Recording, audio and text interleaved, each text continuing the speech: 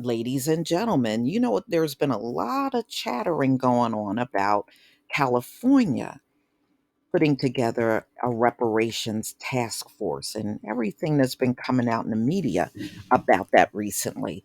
Well, they're far from the only place that's seeking reparations. Boston, Massachusetts, you can now add them to the list. They are putting together a 5-member task force to explore reparations for their citizens. So they did a vote this past Wednesday on unanimously establishing a task force to give the possibility of giving reparations to Black Bostonians. So one of the council members, Julia Meager, I feel incredibly overwhelmed. This is what she said, adding the measure on unanimous passage came as a surprise.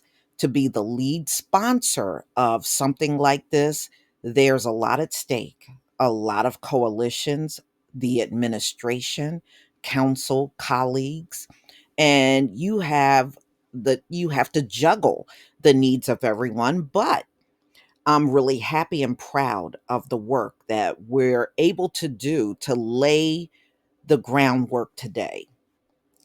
So, originally, they were trying to put together a 15-member panel, but they are now deciding on 5 members.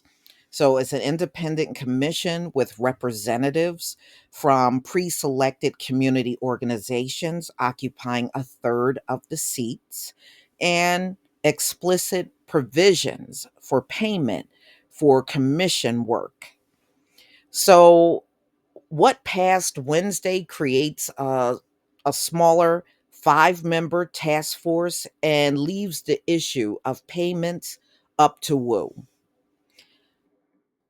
So Meager said that the changes call for an independent group that can explore the issues of reparations more, so they want to really get into this. And like California, they want more than just money on the table, money in addition to other things. So, several amendments in Wednesday's measure highlight a split within Boston's Black community. One side of those who support reparations with a narrowly trained focus on Black descendants of U.S. slaves, and the other, there are those that support more broadly defined reparations for Black people, including immigrants and descendants of immigrants.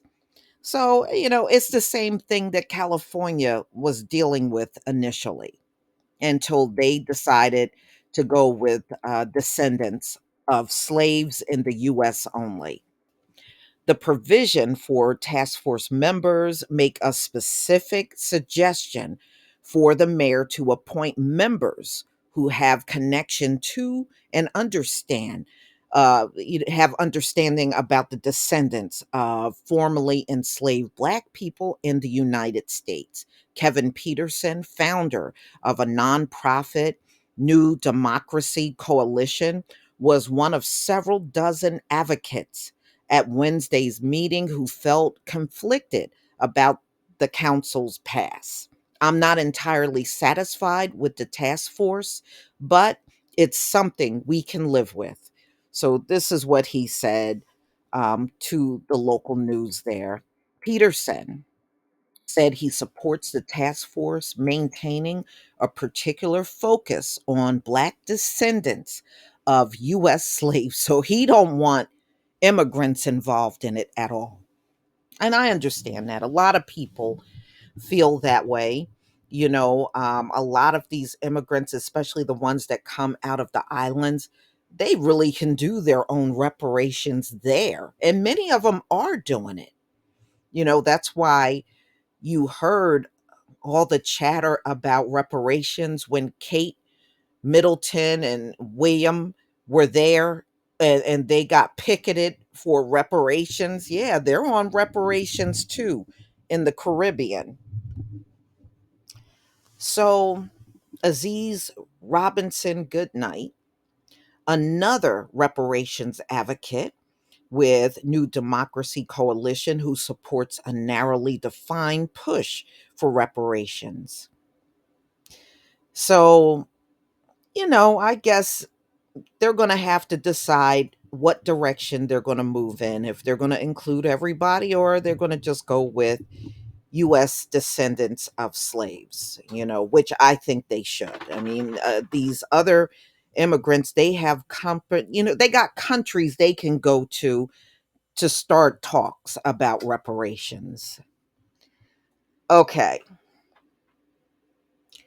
So, the woman that's heading it in Boston, she identifies as an Afro Latina and immigrated to the US from the Dominican Republic, declined to weigh in on the controversy, citing the future of Boston's reparation task force. The conversation wasn't about that.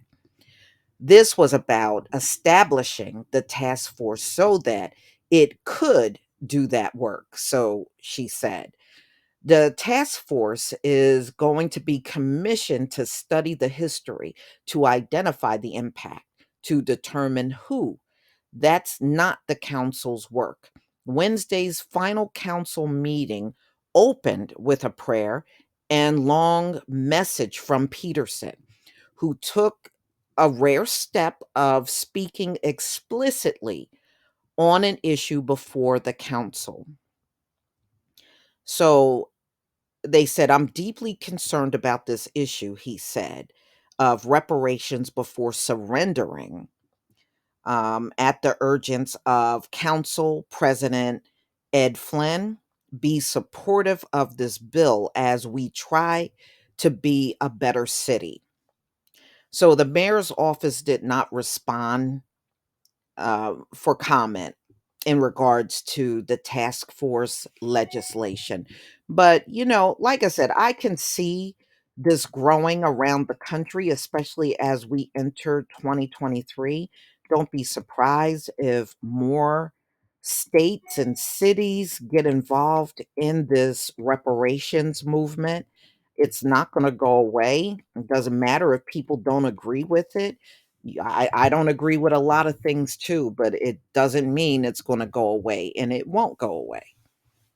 Just like you're hearing about reparations, when your children become adults, they're going to hear about reparations and their kids are going to hear about it's never going away. Okay? It's never going away. But one thing I do want to say, those of you that keep coming in my comment section talking about begging, reparations is not begging. It was not labeled as begging when the Jews got reparations for the Holocaust. It was not labeled as begging when the Native Americans got their reparations and they started up casinos. It was not labeled as begging when the Japanese got reparations for being placed in internment camps. So I don't know why it all of a sudden becomes begging when it's for us. I'm just saying. Y'all, please tell me what you think about what Boston is about to do. Please leave your comment and subscribe. Don't forget to hit on the notification bell, and I'll see you on the next video. Peace, family.